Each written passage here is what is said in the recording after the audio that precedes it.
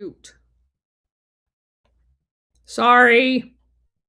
Um, so, in other words, Dulles wrote all of the um, press that was given to the Washington Post and the New York Times after the commission to spin the Warren Commission the way they wanted it because of its 900 pages. No one was actually going to read it and do honest press coverage. So the commission was stacked with their people, to include the guy that Kennedy fired, Allen Dulles. Everybody there but Dulles had real jobs. The Supreme Court Justice Warren couldn't even pick his own lead attorney for the commission. Dulles picked it for him. They didn't interview anyone that they hadn't already known was going to give them the story that they wanted. The CIA, when called, lied, bold-faced lies. So literally nothing about the Warren Commission investigated the actual assassination. It was a performance to produce an unwieldy amount of information, most of which was not even pertinent to the investigation. And then all of the news articles were edited by the culprits to provide to the American people bullshit disinformation to cover up the government's complicity in the assassination of the president. And the writers, the quote unquote reporters, they're not reporters, they're disinformation propagandists, sent letters thanking Dulles for giving them the stories to produce. This pattern continued into the next decade when now President Ford appointed Dillon to another panel that examined a possible CIA connection to the Kennedy assassination.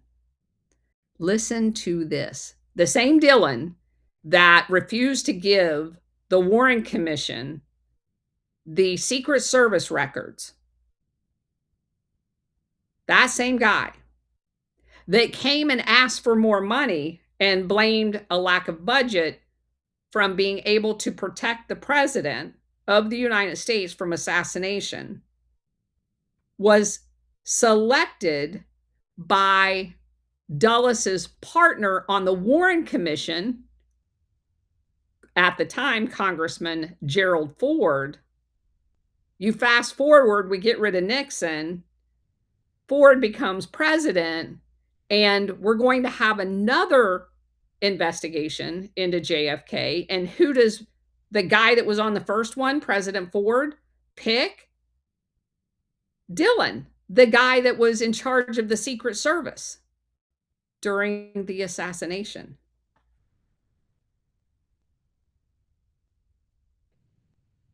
Or I'm sorry, he picked Nelson Rockefeller. Let's get this correct.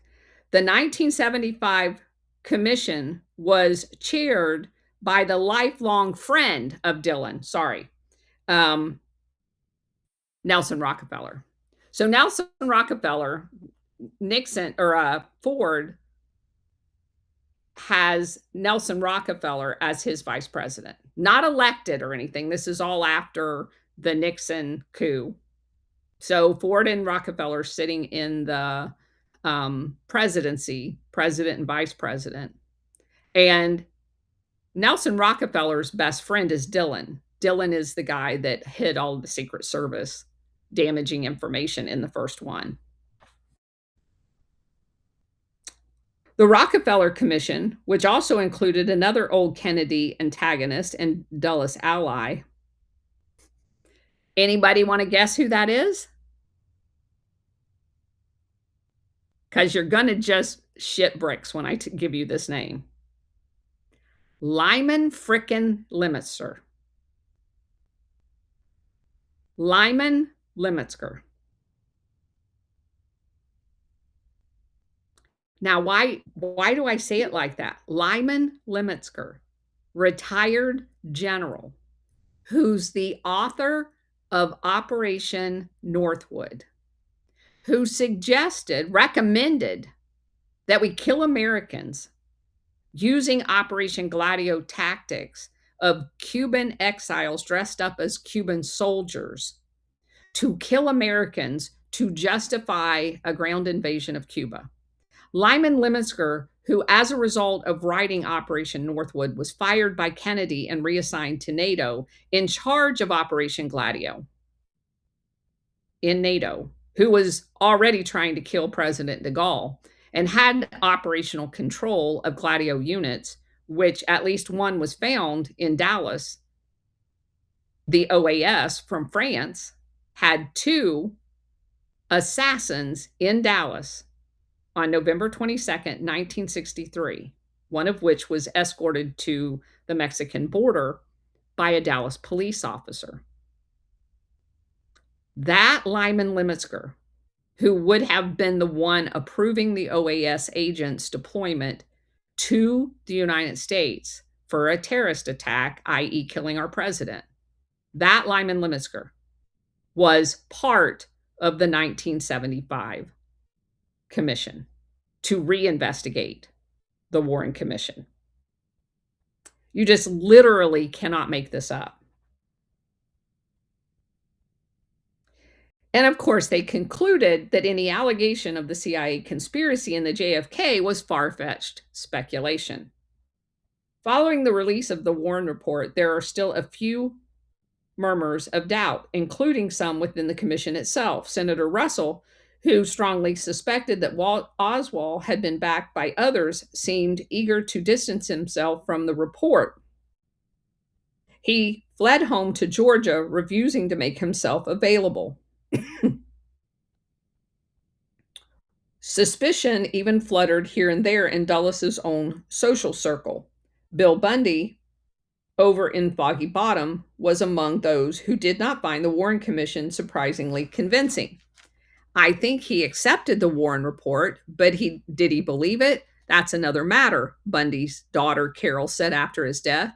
I think he thought it was good for the country. This is what we put together, and now we need to move forward. Even those establishment personalities who were nagged by doubt about the official story convinced themselves that the national shame had to be laid to rest, but the nightmare of Dallas kept afflicting the nation's slumber. Its telltale heart kept beating beneath the floorboards, even though they tried to bury it. And it would not leave Dulles alone either. In December of 1965, a year after the Warren Commission wrapped up, Allen Dulles agreed to spend a few days in Los Angeles at the campus of the University of California, as well as as part of a lecturer series. All he had to do for what was described as a princely sum of money was to give a few talks, rub elbows with students. By this point, however, a wide network of Warren Report critics had flourished. Men and women from all walks of life, none of them famous except for Mark Lane, who the CIA-inspired bad press of bullish personalities had rendered him notorious. Among these critics of the official story were farmers, salesmen, newspaper editors, professors, blah, blah, blah. They spent untold hours poring over the report, analyzing photos taken during that moment in Dealey Square, and tracking down eyewitnesses. Their zeal for the truth would make them a target of media mockery, but they were doing the work the American press refused to do. Among this band of loosely connected independent researchers was a 26-year-old UCLA graduate student in engineering and physics. His name was David Lipton. Lipton had not given the Kennedy investigation much thought, assuming, like most Americans, that the Warren Commission had it right, until he happened to attend a lecture of Mark Lane in September 1964, around the time the report had been released. The graduate student went to the lecture as a lark. He said for the same reasons he might go to an eccentric lecture on the earth is flat. What Lifton found was so disturbing that it changed his life forever. Soon afterwards, he threw himself into researching the Kennedy assassination. Back in LA, Lifton plunked down $76 in a local bookstore to buy the entire 26-volume set of the Warren Report. He spent an entire year looking over everything. He added another dimension to his understanding of the case by reading the best conspiracy literature, all of it, including left-wing publications like The Nation and Liberation. By the time Dulles arrived at UCLA, David Lifton was ready to do battle.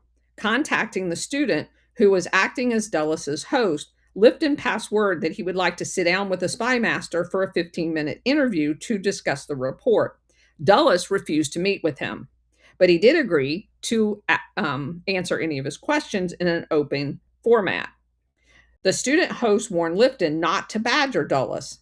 Another Warren Report critic had tried to get the best of Dulles the previous night, and he said that Dulles made mincemeat of him. That evening, when Lifton showed up at the hall, he had butterflies in his stomach. I had never been more frightened in my life in connection with speaking to anyone, he later said. Dulles entered the lounge with Clover, his wife. He lit up his pipe and leaned back in his chair. Still alert at 72, Dulles scanned the group of 40 or so students sitting in chairs, semicircle in front of him.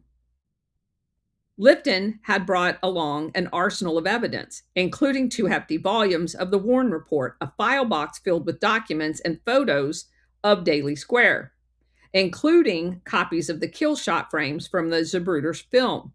The engineering student had made a point of wearing his best suit. He also brought friends. After Dulles deflected a question from a student about the CIA budget, the spy master suddenly found himself confronted by Lifton. Lifton, not knowing how long he'd be given the floor, leaped right into the heart of the matter, challenging the Warren Report. Mr. Dulles, he began, one of the most important conclusions of the Warren Report goes something like this: there's no evidence of a conspiracy. Wasn't it? We have found no evidence of a conspiracy, Dulles corrected him. There was a twinkle in his eye. Undeterred, Lifton kept going. Contrary to the commission's conclusion, he asserted, there was ample evidence to suggest a conspiracy, not the least of which was the Zapruder film, which graphically demonstrated Kennedy's head thrusting violently backwards and to the left by the fatal shot. Lifton knew his own law of physics, and the conclusion was unavoidable to him. This must imply someone firing from the front. Dulles would have none of it. He calmly informed the gathering, examined the film 1,000 times, and that what Lifton was saying was simply not true. At this point, Lifton walked over to the guest and began showing him blow-ups of the film. I know these are not the best reproductions, but the images were clear enough. Nobody had ever confronted Dulles like this before in his life. The old man was agitated as he glanced at the photos. Now, what you are saying, just what are you saying? Dulles sputtered. I'm saying there must be someone up front firing at Kennedy. Look, Dulles said. There isn't a single iota of evidence indicating conspiracy. No one says anything like that. Well, of course, plenty of people did. They just didn't say it to Dulles's face. But now it was Lifton's turn to school Dulles. Actually, the engineering student said, 121 witnesses in Daly Plaza, dozens of them reported hearing and seeing evidence of gunfire from the grassy knoll. People even saw and smelt smoke. What are you talking about? He said. Who saw smoke? Lifton began giving names of the witnesses, citing the research done by Harold Feldman, a writer for scientific journals. Who is Harold Feldman? Dulles said.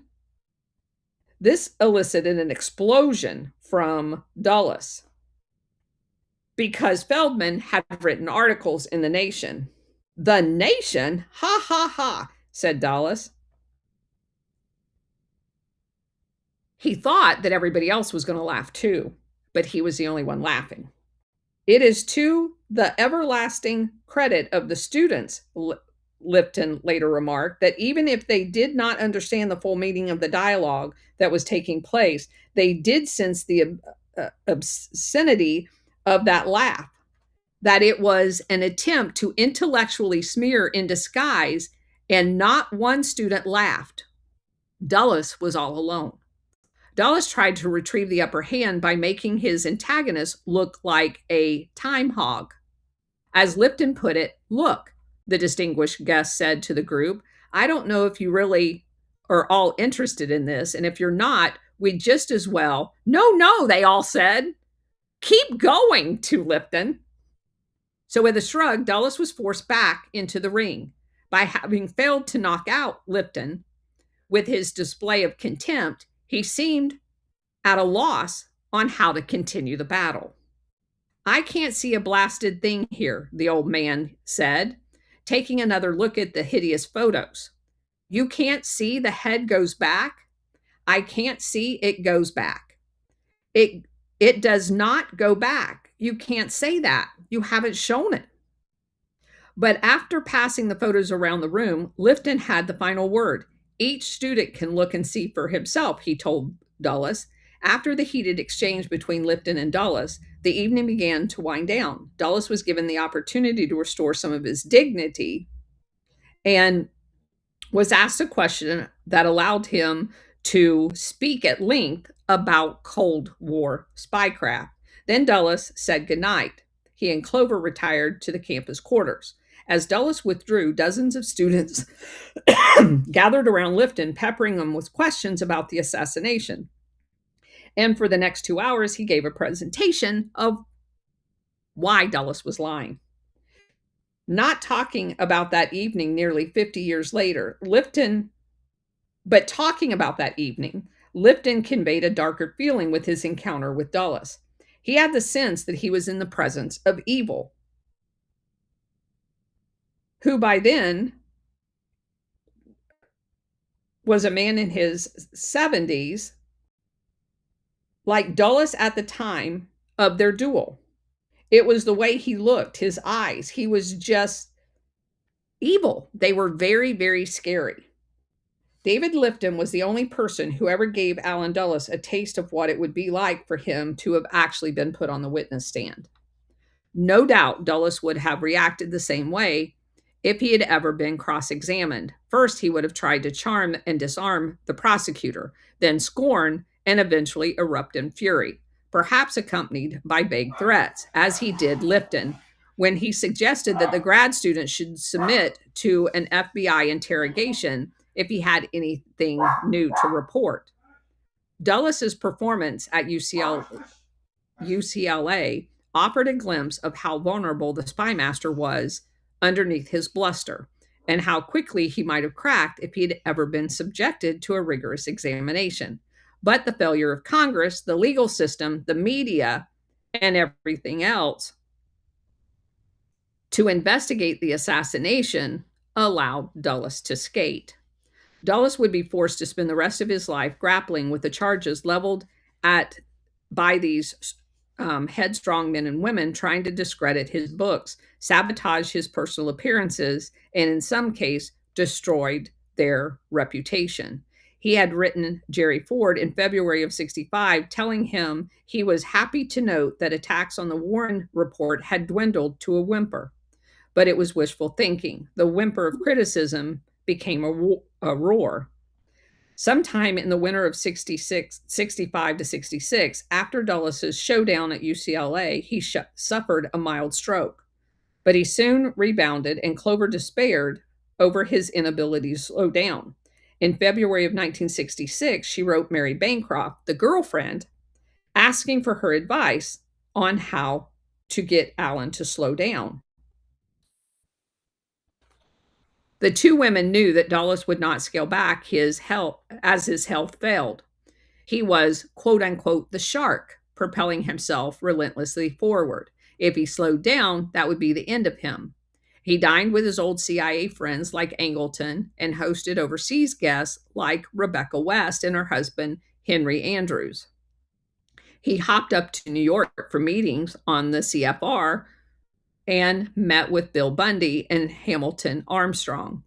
In November 1966, he even sat for Heinz Wernicke, a German born sculptor, to do a brass bust of himself to put in the lobby of the CIA.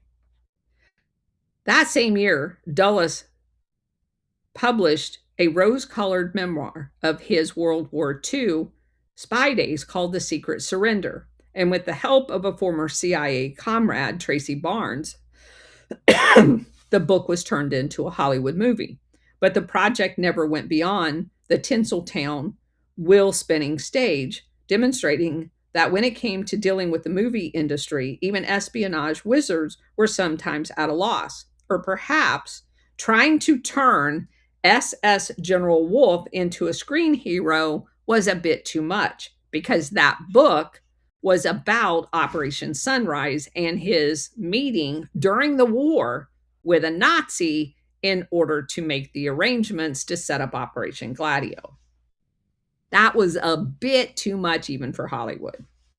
Much of Dulles's time during his golden years were absorbed by growing controversy about the Warren Report.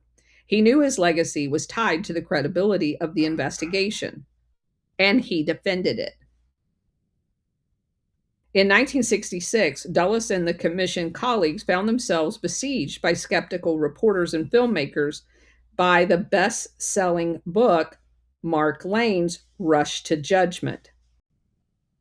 Edward J. Epstein's book, The Inquest, and Harold Weisberg's Whitewashed ripped holes through the Warren Report. And I will share with you, the first book I ever read about any of this was like 3.5 years ago, and it was Mark Lane's Rush to Judgment. They tried desperately to stop that book from being published. Then Joshua Thompson wrote 6 Seconds in Dallas, which had a large chunk of it exposed in the Saturday Evening Post. Thompson's book would even land the Halford philosophy professor turned private eye and editorial consultancy with Luce's Life magazine, which had earlier played a key role in the assassination cover-up, where they secured the Zapruder film in their vault. Dulles was particularly disturbed by the inquest. It was a methodical dissection of the report's weaknesses that had begun as Epstein's master thesis at Cornell. To their later regret, some commission staff members had cooperated with Epstein's research, which gave the book more credibility when it attacked the Warren Report.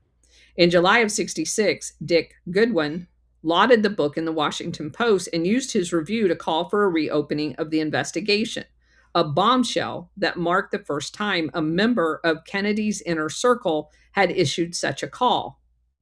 Dulles' anxiety was overwhelming. He conferred with Lee Rankin and Arlen Specter, the future senator from Pennsylvania, who had been one of the commission's more ambitious young attorneys, concocting the infamous magic bullet theory to reinforce the lone gunman story. Yes, that was the fake story created by Lee Rankin and Arlen Specter. As the groundswell of call for a new investigation grew, Dulles realized that a major counteroffensive was needed to be mounted. Once again, he rallied his media allies, the U.S. News and World Report founder David Lawrence, whom Dulles described to Rankin as an old and very close friend, who published a ringing defense of the Warren Report by Specter. Yes, or Arlen Specter, in October. The propaganda campaign on behalf of the Warren Report was primarily run out of the CIA by Dulles, Angleton, and Ray Roca, the same people involved in the cover up. In 1967, CIA documents later released under the Freedom of Information Act stated that growing criticism of the report was a matter of concern for the U.S. government, including our organization, meaning the CIA. In response, the agency sought to provide friendly journalists with material for countering and discrediting the claims, and calling anybody that wrote anything outside of the Warren Report a conspiracy theorist. So wear it proudly. One way that its media assets could impugn conspiracy theorists, the CIA suggested, was to portray them as Soviets. Yes, just call them communists. It worked every other time. They were communist and extremist with a political conspiracy. As part of the campaign to smear the critics, Dulles compiled dirt on Mark Lane, whom he considered a terrible nuisance because of his growing media visibility and influence overseas, where he spoke often. Dulles received one report from an unidentified source that amounted to a sludge pile of salacious garbage about Lane. I have been told, this is a quote, I have been told that his wife was, even is, a member of the Communist Party. And I have also been told that Lane is not divorced from his wife, as some people claim, unquote. A district attorney in Queens, quote, has in his possession pictures showing Lane engaged in obscene acts with minor girls. Call him a pedophile. Then he goes on to say, I have not seen those pictures personally, but he seems to have a really bad reputation. Dulles's informer also offered crude observations about the lawyer's race and mental status. Quote, he is supposedly Jewish, but there are those who claim he's half Negro, or at least has Negro blood. He's very dark complected, wears glasses, and he's always in a hurry. My own personal opinion is he's deranged, unquote. So, you're a conspiracy theorist, and if that doesn't work, you're a communist. If that doesn't work, your wife's a member of the Communist Party. When that doesn't work, you're a pedophile. When that doesn't work, you have Negro blood in you. That's the level that they go to smear anybody who questions them. And we see it every single day today.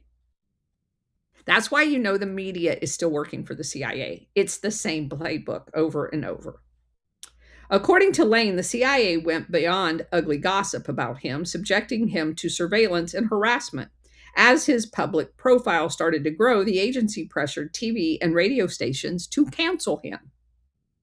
When he traveled to foreign countries to speak about the Kennedy assassination, the agency sent bulletins to U.S. embassies announcing that Lane's personal appearance had been canceled because they didn't want any of their embassy staff attending to find out what was really going on. Dulles avoided any direct confrontation with Lane. In August 1966, when he was asked to debate Lane by a producer of a TV public affairs program in New York City called The Open Mind, Dulles refused. Perhaps he figured that if the UCLA could rattle him, he stood no chance against Mark Lane. It's best we hide behind our media sycophants and just throw stones. As time went by, even friends of Dulles began to air their doubts to him about the Warren Report. His European friends grew particularly skeptical, but some of his intimate closer to home, including Mary Bancroft, began challenging him about the assassination. After feeding Dulles with tattletale reports about the fiendishness of Lane throughout the entire Warren Commission inquiry, Bancroft was a weather vane for shifting opinions in New York City. She started to consider whether the outspoken critic was right. After listening to him, she was quoted as saying, "Even I began to wonder." And she wrote that to Dulles in July of 1964. By 1966, Dulles's longtime confidant had gone over to the other side, much to his chagrin. That November, after Mary sent Clover a letter about the commission's failings, Allen wrote her back saying, quote, "I imagine that we will have to agree to disagree about the Warren report. I respect your views, and I doubt whether I can have any great influence on them, but I may try when we next get together," unquote. By 1967, polls showed 2/3 of the American public did not accept the Warrens' conclusion that Oswald was a lone gunman. That same year, against the backdrop of growing public skepticism, New Orleans DA Jim Garrison launched the first and likely the only criminal investigation related to the Kennedy assassination. At the beginning of the investigation, Garrison would later write, "I had only a hunch that the federal intelligence community had somehow been involved in the assassination, but I did not know which branch or branches. As time passed and more leads turned up, however, the evidence kept pointing directly to the CIA." So at that point, I'm going to stop because the rest of this is about that. And we may finish the book tomorrow. So we will stop there and talk about Jim Garrison and cover the last chapter tomorrow.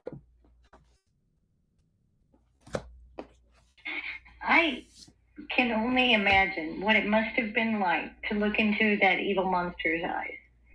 And that's one of the biggest things that stuck out. And when you're describing it, sometimes hearing those point of views, I do think there's some people that are just so evil that when you look into their eyes, you can feel it.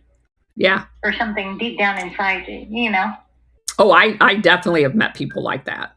And I mean, obviously not people as evil as Alan Dulles, but I have met people that when you're in the same room with them, they give off those vibes that they are just evil. Right. There's something broken inside them. So now I have had to sit on this Lyman Lemonsker tidbit the whole time that we've been reading this book. Do you guys now understand that Lyman Lemonsker is one of the most evil people as well? He's like the Forrest Gump of Operation Gladio. He literally pops up everywhere.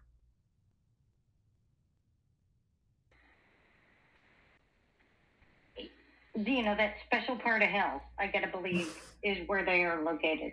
Because he's not with us anymore, is he? Oh, no. Yeah, no, I didn't think so. No, his Illini, I don't know, Illini doesn't have a speaker. We were talking oh, it wasn't Illini, sorry. It was another guy who he's not ever here in the audience, but he listens to all of the shows. He was working on something else and wanted to ask me some questions, and so I was talking to him on the phone for like 2 hours. And I told him, I so want to go. Lyman Lemonsker's papers are in an archive in just outside of Philadelphia. And I so want to go up there and go through his archives. Moneypenny, go ahead. Wow. This is an unprecedented time, isn't it? The whole Epstein files, a week, 10 days ago, I would have said, oh, this is a big US issue, but it's almost, it might even take down our government. Yes. And it is currently on a whiskers edge whether our prime minister retains his position. Well, there's a ton of other ones that's already stepped down in Europe. Not prime Well, yeah. ministers, but And not just Europe. yeah. Not just Europe. I Yeah. was speaking to somebody in Australia Yes. 2 days ago. They've got the same problem. The person that their equivalent of Mandelson, who is the guy that our prime minister Yes. sent to do all the arbitration with the United States and, you know, keep our relationship hunky-dory. He's the worst person he could possibly have chosen. And the same with Australia. The person who is the Australian US, negotiator person is also festering with a viral pathogenic connection to all of this. But Moneypenny, don't you think that's on purpose? I wanted to ask you, because obviously I'll be labeled a conspiracy theorist. So I believe, just like with the person that always ends up being our UK ambassador, in the past, they've always been part of this group. I think the same is true when it comes to the UK and especially Australia. There is a club, and they're all part of the club, and you have to be able to trust only the club members to be the representative in the foreign governments. And it's not, I mean, just look at the Russiagate. Who did you have involved? The UK and Australia. This is not a coincidence. And there were other people, but primarily the setup in London was facilitated by the UK and their intelligence services, as well as Australia. I don't think that's like a one-off. I mean, we know it's not a one-off. I don't think it's only the only 2 times it's happened. I mean, for God's sake, we overthrew Australia's. Yes. Yeah, it's a festering endemic.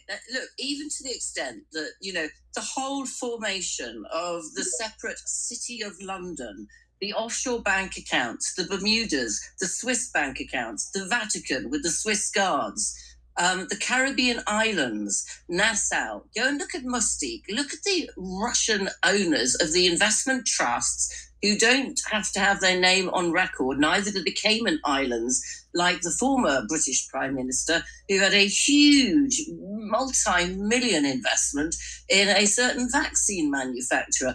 But all of these people, whether they be stationed in the UK or the US or Australia or anywhere else, are part of an elite, degrading, debauched, horrendous community that is just as bad as Epstein in my books. Oh, absolutely. Well, I would argue that Epstein was a runner boy for them. Ah, that was my question. Sorry, I forgot to ask. Mossad or CIA? Both. Please clear it. And MI6. He definitely had ties to all of them. And see, that's why I get so frustrated with people who want to name just one intelligence agency. They work, they're like siblings. Blood is thicker than water. So do they quarrel among themselves? Yes. But they're family. They will protect each other to their death. And this is very skull and bones. It is. Yes. Eyes wide shut. You know, the whole pervasive, incestuous little boys club at the bottom line. Yes. Isn't it? Yes, it is. It absolutely is. How big does this go? This could take down the British government. It could take down other very senior politicians and other European leaders. I mean, at the moment we are faced that here in the UK, we have the most left-wing. I mean, in fact, we might be Cuba tomorrow. I mean, who knows? But we are the most left-wing communist government in the whole of the Western Hemisphere, as far as I could tell out. The absolute looping pictures of what's happening in China and telling everybody in Britain that this is the best trade deal we have ever done, that we are aligned with China rather than the US. What is going on? So don't you find it ironic that the entirety of Operation Gladio, excuses for overthrowing over 90 countries around the world, was done under the auspices of anti-communism, and Europe looks like the United Soviet States of Europe. Yes, spot on. Absolutely. I just find it hysterical, and I've said that several times. You spent, what is it now, 75 years going around the world overthrowing governments, accusing them wrongfully of being associated with communism, and you are the epitome of communism. And you have an entire faction in the United States that are openly advocating that we adopt all of the principles of communism after supposedly spending 75 years knocking off foreign leaders because of a label of communism, when in fact they were never communist to begin with. How far away are communism and fascism? They both have some very similar roots through them. Yes, they do. What we are seeing here, we are no longer free as British citizens. I have a grab bag act. I have had people I know very well who would be labeled conspiracy theorists who are now under charge of arrest or have been arrested or have had their children's laptops and tablets taken off them, that are now sitting with the police force whilst they look for any Twitter post or Instagram thing that might be supportive of anything that is anti-government. And I live in the United Kingdom. Yeah. What happened? Yeah, that's crazy. Go ahead, Illini. I mean, Colonel, this whole thing, reminds you of, what Dulles tried to pull on everybody else, calling Mark Lane's wife a Russian agent and spreading, conspiracy theories about him being involved, with the Soviet Union or being a communist. Yep. It's still playing out today. I think the good news is that part seems to be failing badly. I think the problem is, I really want that David Lipton moment, with today's power elite. But we're kind of on the other side of the cycle, right? So a lot of the stuff is reversed. It's not going to catch them by feet. We're going to lose the element of surprise with these people. And there's going to be more of them to interview. But on the other hand, I think we'll be in a stronger position by the time we finally do sit them down. And hopefully we can just ask them relatively innocuous questions. Yep. And hopefully we'll be able to see their true nature with their answers. Yep. Yeah. I really hope that moment happens. And I do too. And I think that's what their ultimate fear of having Trump in the White House is. Because they will be asked those awkward questions. And the people are going to see them for what they truly not only are, but have been for a very long time. I have a comment on Mark Lane and Abraham Bolden, but go ahead. Okay. We briefly mentioned Mark Lane a little bit here, and there's a note in the footnote section on Abraham Bolden. But I don't think the book actually mentions that there was another assassination attempt in Chicago that the Secret Service there basically foiled, that Abraham Bolden made the mistake of turning over to the Secret Service's Inspector General. That resulted, of course, in Abraham Bolden wrote an autobiography about 5 or 10 years ago claiming that resulted in him getting framed in a bribery scandal. So tell everybody about what the basis of that was, because a lot of people don't know who you're talking about. I do, but explain that to everybody. What happened in Chicago? Because there was the assertion that Dallas was not the only plan for the assassination, that there was one in Chicago and also one in Florida while he was on this series of road trips. So go ahead. If I recall correctly, there was a woman at a boarding house who basically caught two, I think she called them Puerto Rican-looking men, going up to, the room with a rifle. And it was along the parade route that had been planned for Kennedy.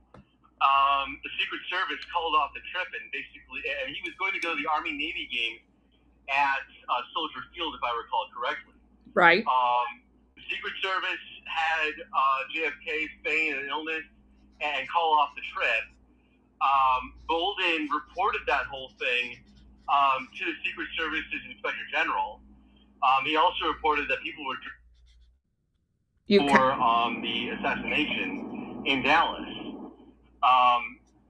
And then what happened was, I think he was investigating this guy for counterfeiting, and they basically came up with this really weak case, and where they claimed that he was going to accept a bribe to make the case disappear, and he was basically accused by the head of the office there of doing this, as well as another agent, as well as the defendant in this case. What ultimately wound up happening was one of the people wound up recanting their testimony. The defendant that he was chasing recanted his testimony and basically said that the prosecutor supported perjury in the case. Correct.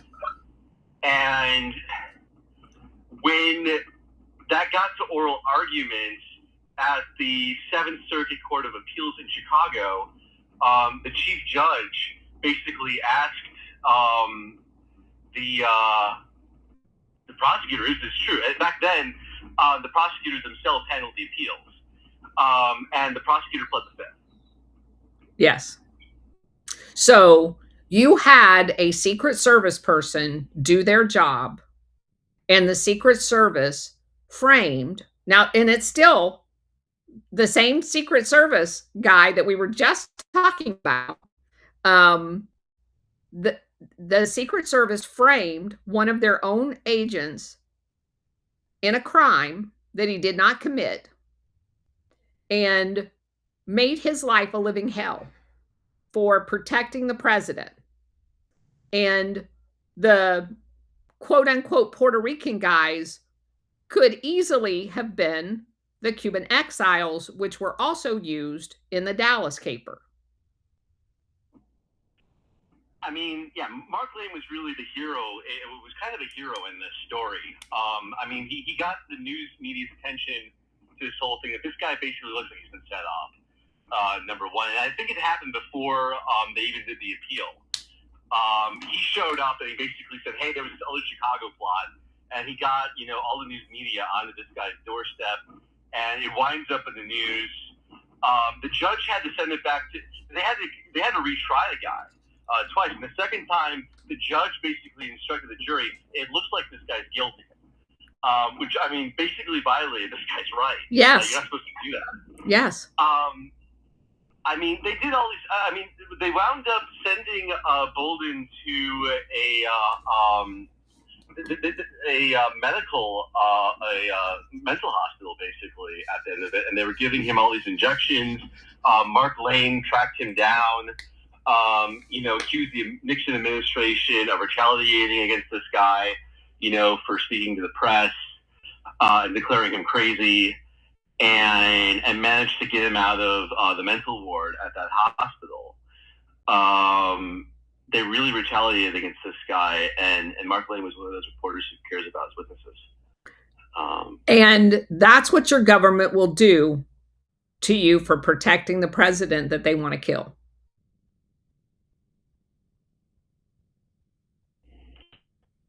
Yeah. So, I mean, you can start to suss out who I don't know, like you have to know some of the details and the backstory of all of this, but I'm a bigger fan these days of Mark Lane than Edward J. Epstein, especially after Epstein winds up in the Jeffrey Epstein files grabbing hot dogs. Edward J. and Jeffrey wind up grabbing hot dogs in 2012 at a New York City apartment. Yeah. Mark Lane is an unsung hero, and I'm really glad that I read his book first. I've read a couple of other books. I don't think any of them are as well documented as Mark Lane, and they relentlessly attacked him. And now that we know what we know, the ones that scares them the most as far as truth tellers, they attack relentlessly. So, anybody else have anything they want to share? they suck even more now than they did back then. I don't know. I mean, in reality, the people today, I think they're sloppier. Um, I I think that they were trained, obviously, by these same people. There's a legacy of these lies that have perpetuated throughout the decades, but they don't have the iron clasp um, that they did back then. And they also don't have the bamboozlement of, any minute the Soviet Union is going to annihilate us. They have used that so extensively that people are immune to it. And I just think they've overplayed their hand. And the advantage obviously that we have is the same thing that, we curse at the same time, and that's social media and the internet, where the information is out there. You just have to have people dedicated to go and get it. So it's to me, not only are they not as because you've got to, on one hand, admire not in a good way, but you have to admire their um ability not only to create this devious evil network, but they were all in, like literally all in it, with every ounce of their energy in perpetuating this mission of pushing us into one world government. And they hit a brick wall. They hit a brick wall with Trump's first administration, and that forced them, I think, to deploy COVID prematurely, and that was overwhelming across the entire world, a wake up call for people. Um, and the aftermath of that was a catastrophe for them. So that's where, in going back and looking at how easy it was for them to do what they did back then, and how they struggle at every point now. And after the debacle of the 2020 election and their Russiagate exposure, all of their stuff is now, you had one or two, as we were just talking about, or you had, even if you had an army back then of people that doubted the Warren report, they had very small audiences. What's the lady's name? May, whatever her name is, Russell. You had a pocket. Yeah, you had pockets of people with no ability to get past their pockets. And now you have people that have millions of people in their area. And, that's good and bad, because there's bad players out there as well. But it's a lot easier to expose those bad players in the social media arena. So I have lots of hope, but that's why it's so important to understand the past, because in my opinion, it doesn't rhyme. It replicates over and over and over again. And now instead of it going for 40 or 50 years, it's now down to 72 hours. The speeding of the revelations of information. Moneypenny, go ahead. So I used to be an economist at Chase Manhattan, and I had to look at a global macro perspective. To me, this is deeply embarrassing, mainly for the United States, but also for much of the Western world. Is Putin sitting there with popcorn, having a good giggle? I mean, he's been very vocal about, he talked about the elite eating children and being pedophiles. He said it out in the open. it's he has to be um uh I think because he is working behind, I personally believe he is working behind the scenes helping reveal all of this. And um I it Do we have any proof of that? Do we? I mean, this whole question of whether or not this is the US having brought upon itself its own bloody mess, or whether or not there is any way that this might have had any external or macro level control or influence or stimulus, I can't see it.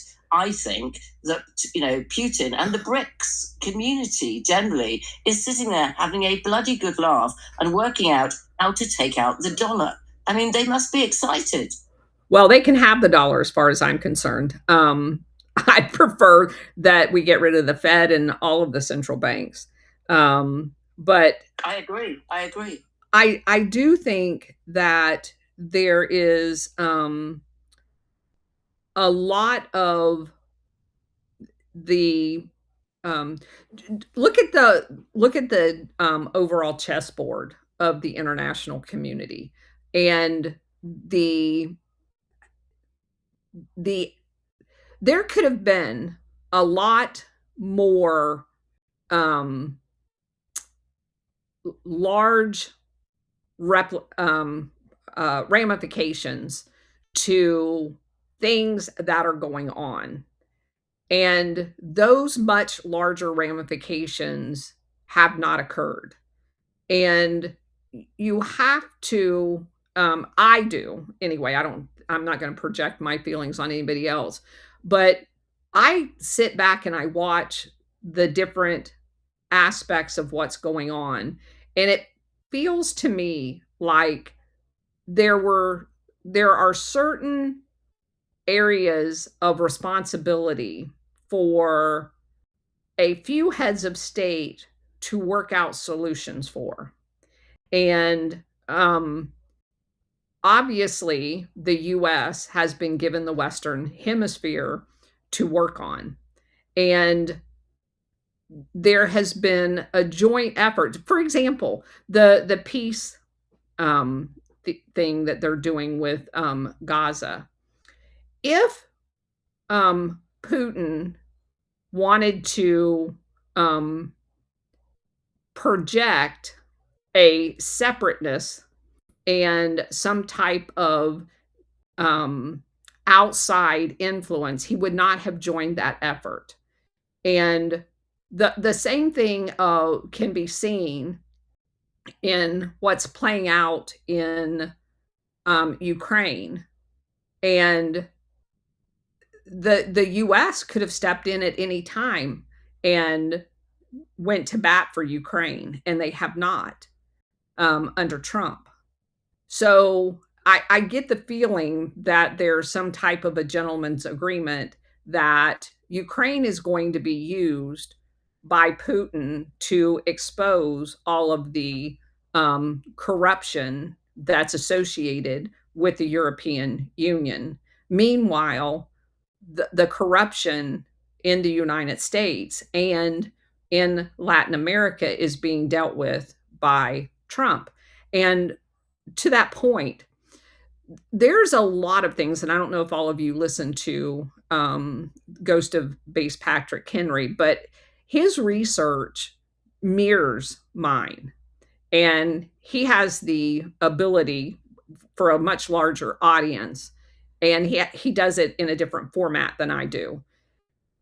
But if you look at all of the corruption in Venezuela and the narco trafficking in Colombia, you can see that they feed other points of conflict.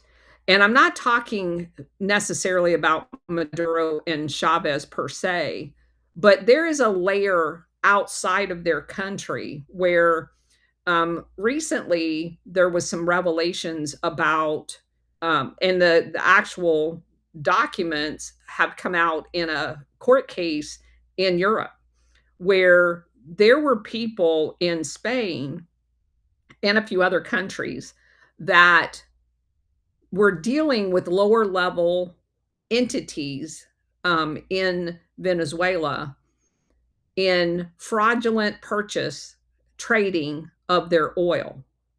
And they were basically selling it as because it's a government entity. They were selling it at one rate.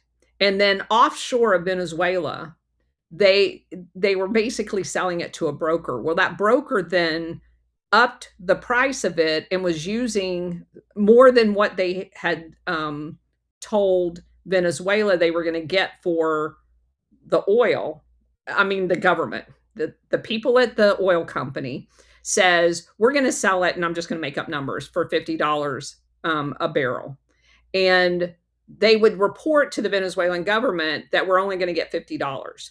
Well, in fact, those mid-level government officials at the oil company had already rigged prices so that they were actually going to sell it for $70, and they were going to pocket that $20, which ends up being billions of dollars.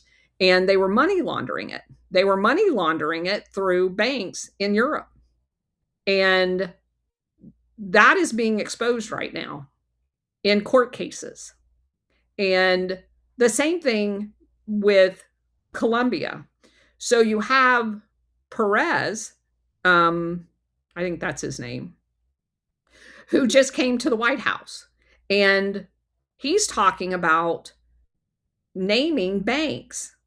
And he got his information from a computer system that interfaces with our FinCEN. So everybody has something, the financial system that kind of tracks money, where you can tell if someone's money laundering.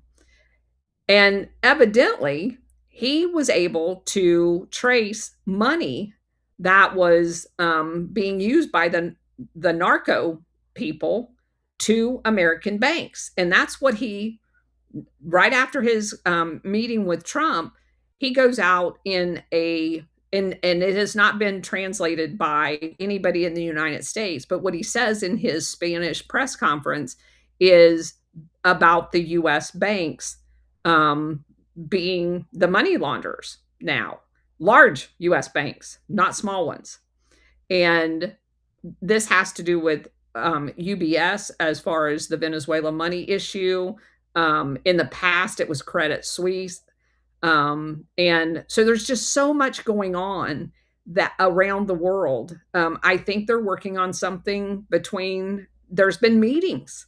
And you're not hearing any of this in the mainstream media. There's been meetings between Taiwan and mainland China.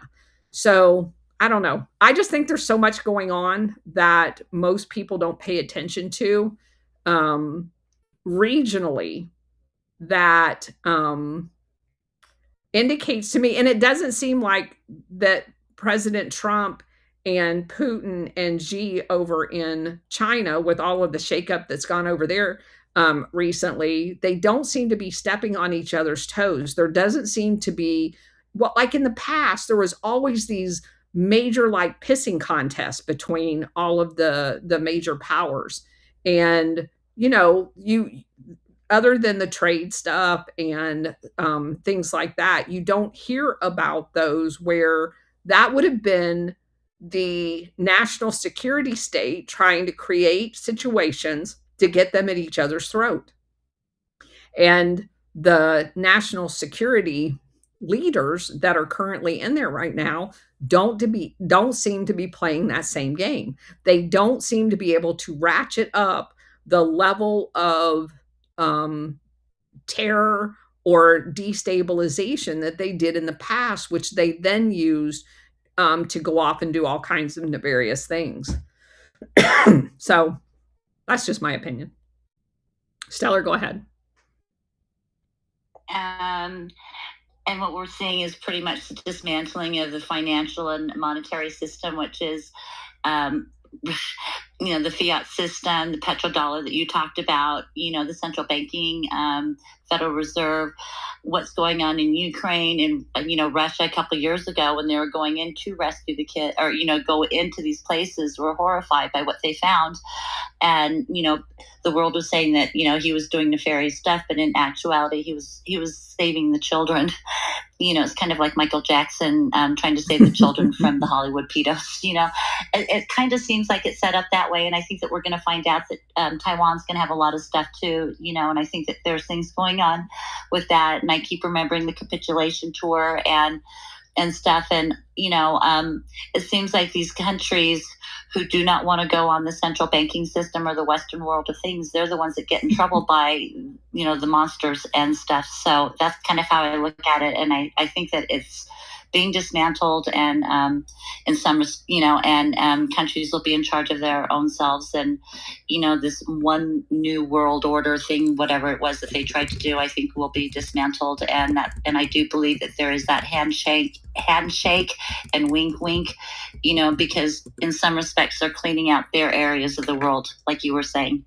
So, let me just, I gotta say this.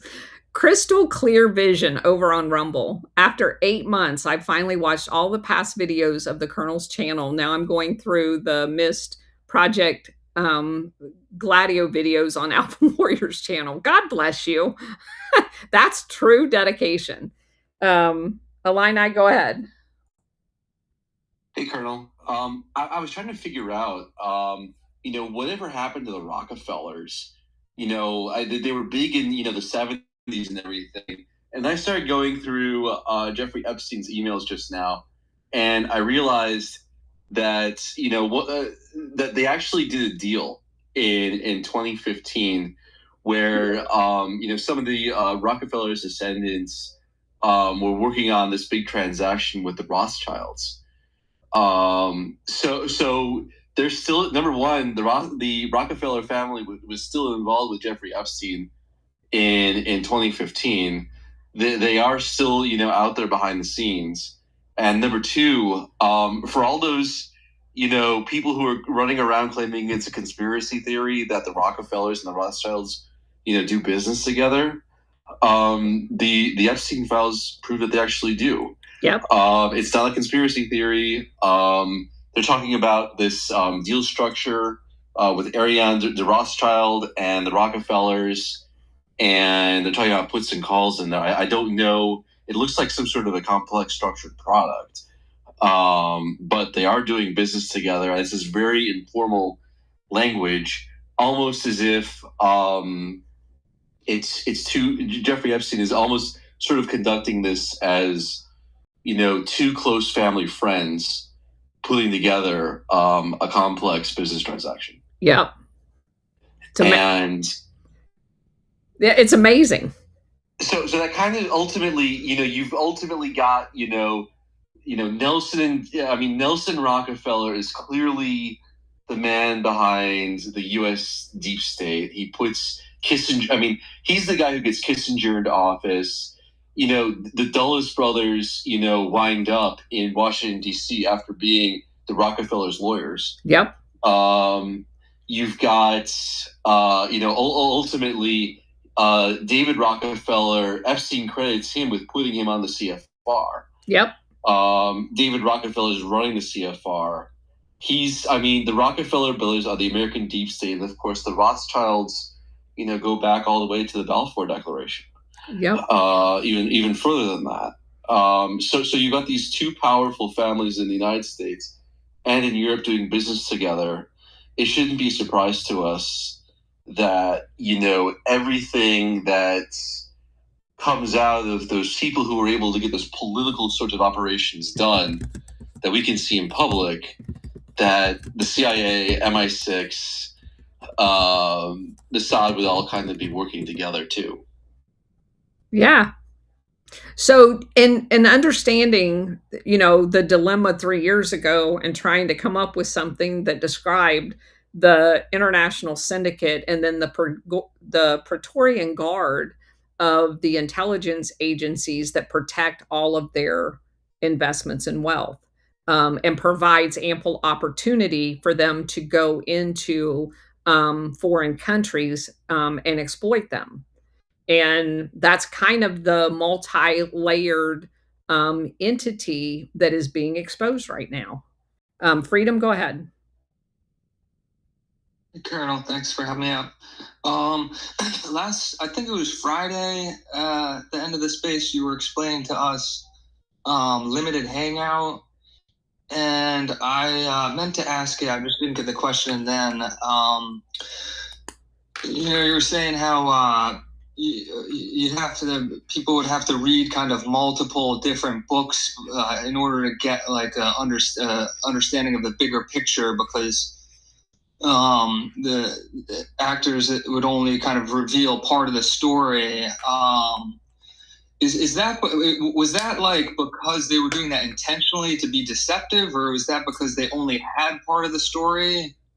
And is that kind of the same thing that we now refer to as controlled opposition, or are those different? So controlled opposition, in my mind, is having someone that appears, and I'll use the political parties as an example, where you have someone that is labeled a Republican, but undermines and provides intel back to the quote unquote opposition. So they're supposedly the opponents in the whole institution of Republican versus Democrat is controlled opposition, because the same people fund both sides of it. So they just appear to be opponents when they are both controlled. You have other examples of that where you create, like in the case of the CIA, they would create both left wing student entities or labor parties and right wings. And it appears to us to be that, and they will vocally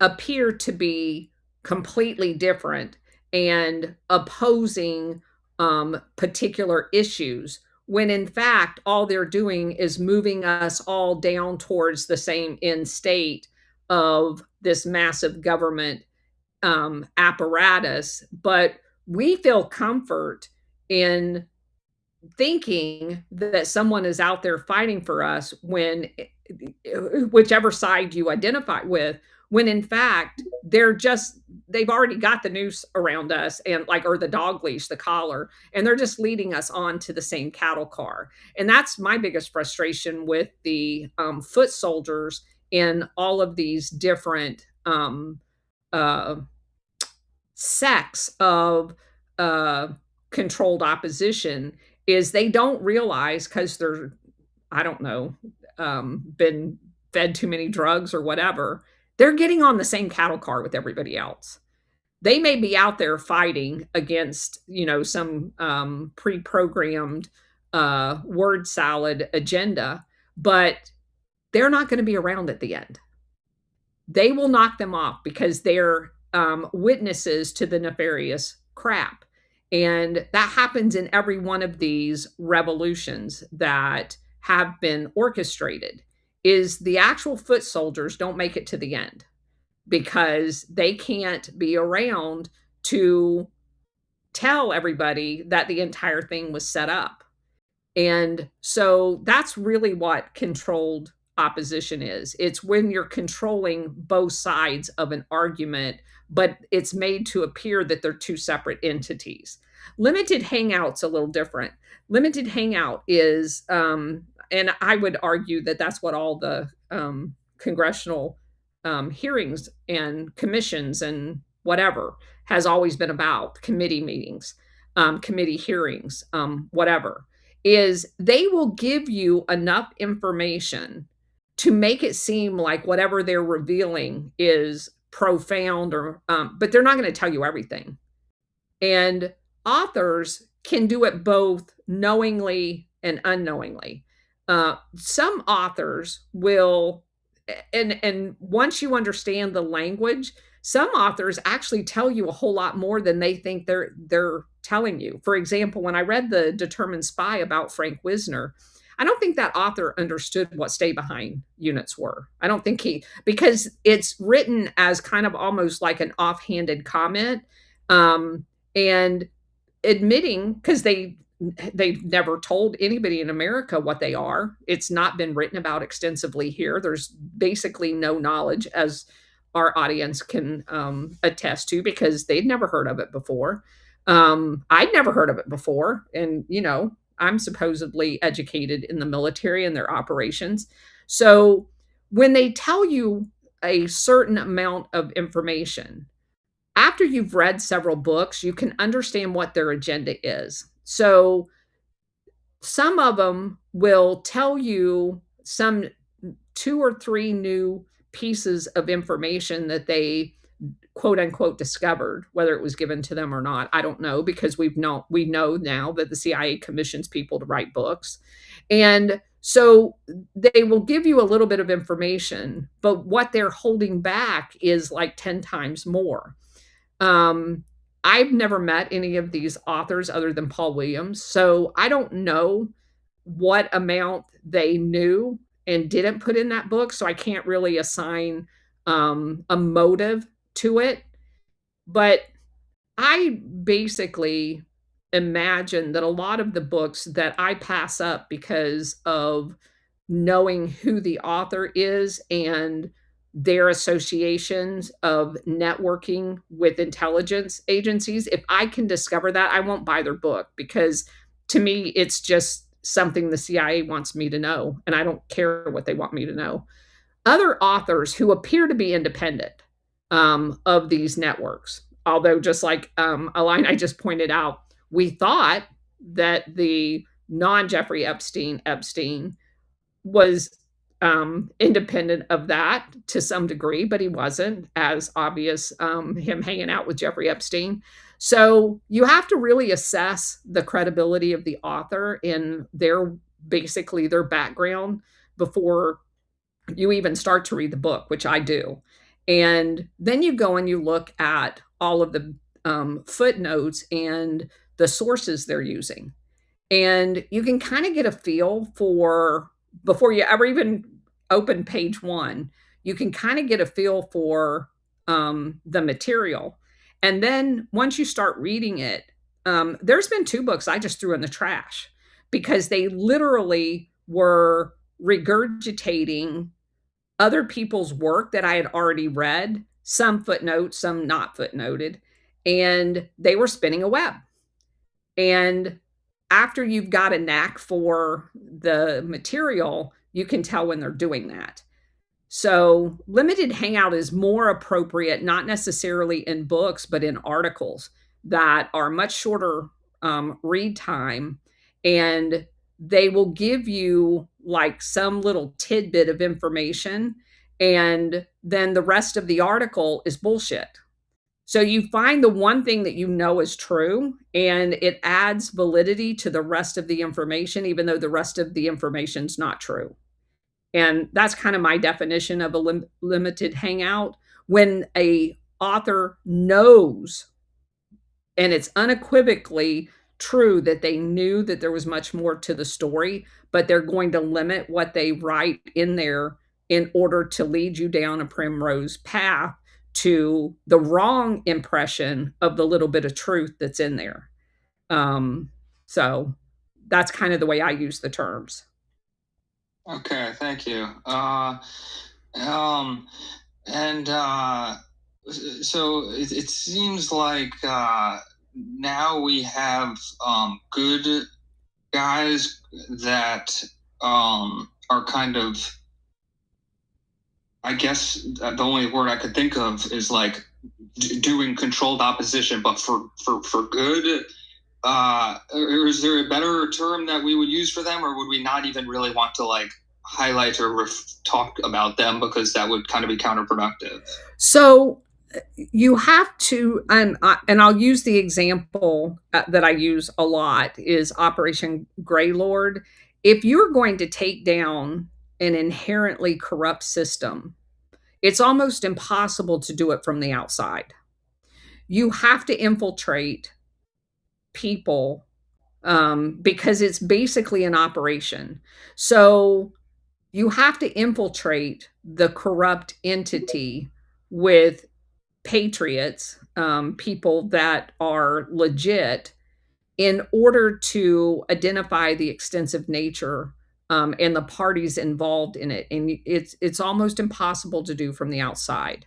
So, is there operations currently ongoing where good guys have been infiltrated into networks that are very nefarious? I would have to believe that that is true, because every operation ever ran that has been even semi-effective has been ran that way. You can use the word informant. You can use several different words that are kind of the technical, confidential human source, whatever, confidential informant, whatever. And those people, and you're also going to find people on the inside that once they've been identified as being part of the corrupt, that they will turn state's evidence against higher ups in that network, and you just work your way up to the top. That's the way these operations normally work. It works the same way on the battlefield, where you try to infiltrate the foreign forces. And, if the CIA was legitimate, that's what we would have been doing. We would have been infiltrating actual enemies, not made up enemies whose resources we wanted to steal, in order to be able to understand and create a valid threat assessment. We know that they did that and falsified threat assessments in order to justify doing nefarious things to countries. So I would imagine, I have no evidence of any of that, but I would imagine that that's exactly what's happening. And I would caution people that there are public figures who appear to be bad that may or may not be bad. We obviously know there's a lot of them that appear to be good that are very bad. It's impossible at our level to be able to identify who they are. And that's why you don't find me out the minute something drops, jumping on a bandwagon saying this person is, a deadbeat or whatever. I ask questions. And I could make that argument on both sides, as I indicated over the last couple of days about Bannon. Could he have been inserted into the bad guys network? He could have. Could he be bad? Sure, he could be bad too. I don't have any way of assessing one way or the other. And I could make an argument a couple of different positions on that. I mean, it just came out today that Trump pardoned him, or whatever the appropriate word is, for his January 6th thing. And you also have to understand, if he's a bad guy and he got hired by Trump and then obviously quickly fired during Trump's first administration because of leaks, that makes him obviously a bad guy. But if he was Trump's person and they wanted to dirty him up to make it look like Trump really thinks he's on the bad side, you would do the exact same thing. You would bring him in, let him leak a few things, fire him, and then he has instant street creds as being still viable as an operative on the inside of their network. So you can make arguments on both sides of that. We just don't have enough information to figure it out. And anybody that tells you they do, they don't. Got it. Thank you, Colonel. Sure. Renee, go ahead. Hey, everyone. Good afternoon. This is directed to Moneypenny. Moneypenny, I DM'd you a couple handles that I think may help you on your side of the pond. One is Promethean Action. The ladies, Susan Kokinda, and I believe the other lady is Barbara. They speak of a lot of British, UK current goings on, as well as historical, that you may find interesting. As well as another person, Alex Craner. He's in the EU as well. So they are pretty great individuals, handles to follow for a different perspective of what's going on in the EU, internationally, etc. Alex Craner always shares the metaphor of the ants in the jar. I don't know if any of you have heard that, probably so. He shares this metaphor of black ants and red ants in a jar.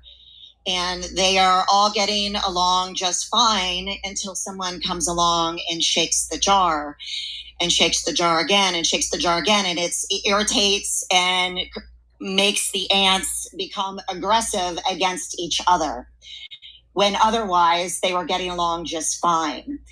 And what that kind of shares with us and where we are right now in the world is who is really shaking the jar. And I've heard you comment, like the US and the West. And funnily enough, I mean, the whole world, I think, as we've learned through the Colonel and War Hamster and a lot of people here, is that we've all been fed a lot of propaganda and lies in our school systems, from our news sources, etc. I mean, I'm sure to perhaps people in the UK, the US is the boogeyman and the bad guy. And ironically, over here, we are finding out our own boogeyman and bad guys, but we also hear that the UK is the boogeyman and the bad guy, and other people find out that Putin's the boogeyman and China's the boogeyman. And there's a lot of, this is just constant propaganda and these intelligence agencies and mainstream media. I mean, everything is so infiltrated internationally that it's spin doctors and BS artists, and we are all coming to this point where we are starting to see who is really behind the curtain and who's really shaking the jar right now. And I just wanted to share that with you. But we've all been duped and lied to and propagandized and brainwashed and Schwengali, the whole 9 yards.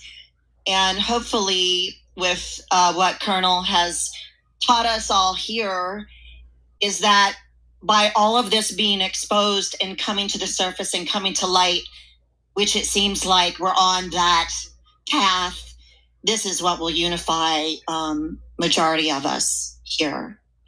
Yeah, thank you for that. I think the thing, to be honest, that has made the US the boogeyman is Donald Trump having slapped 30-40% tariffs on every other country in the world. Yeah, the girls at Promethean Action really go into a different perspective of the tariffs that you may find interesting. So highly recommend giving them a follow and a listen. Great. I followed you back, so thank you very much for that. I do appreciate it. Great. Pleasure. Best of luck over there. Rooting for you. Thank you. Yes. All right. Why are you so mad? And then Illini, and then I've got to run. Go ahead. Why are you so mad? Two things real quick. For some reason, the thing that keeps popping up in my head is what happened to Prime Minister Abe and the former Prime Minister Abe in Japan, and whatever they concluded from that assassination. And then the second thing that I wanted to look at is I see the article that's up on the big screen there, and there's another great article that was written in 2007. I can't remember who wrote it, but it was in Physicians for Life. It goes into a lot more detail about the baby farms and stem cell research that was done in Ukraine. But yeah, the thing about the former Prime Minister Abe, that seemed like following a playbook of one one solo crazy guy who happened to be able to get a weapon that was actually man-made, made by parts into the country, and so close, and his security also, his Secret Service, well, the what they call it over there, also failing him. And I'm curious if anybody has done any more research on that or looked into it in more depth. If so, if they could like share that information, that would be really good. And wonderful space today, Colonel. Always looking forward to hearing you when I can. Keep up the great work, you and Bridget. Thank you. We did a show on that assassination. I don't know. It was a long time ago, though. So I'll see if I can find that. Illini, go ahead. There's a book out there called Blind Tip Trail by Judith Fraid. And then there's probably better books out there than this, but it's a good explanation for why we always just sort of go along with all the authority figures in our lives, even when everybody around us is saying, giving us, evidence to the contrary. It happens in relationships. It happens in organizations, and obviously, it happens in the country too. And yeah, it's gonna take. There's probably going to be some mental trauma in terms of disentangling, everything that happened over the past 80 years or so, and getting to the bottom of it. But for anybody out there who needs a book and who's kind of confused, and who just sort of feels like psychologically bamboozled, it's a helpful book. Yeah. There's definitely going to be some side effects, good and bad. Okay, so that's it for today. We'll be back tomorrow and hopefully finish the book tomorrow. And I'm going to be on a call tonight with Warhamster and the guy in Australia that's going to help us try to brain map some of our work. So wish us luck on that, and I will talk to you guys tomorrow. Take care. Thanks for being here, everybody. Take care.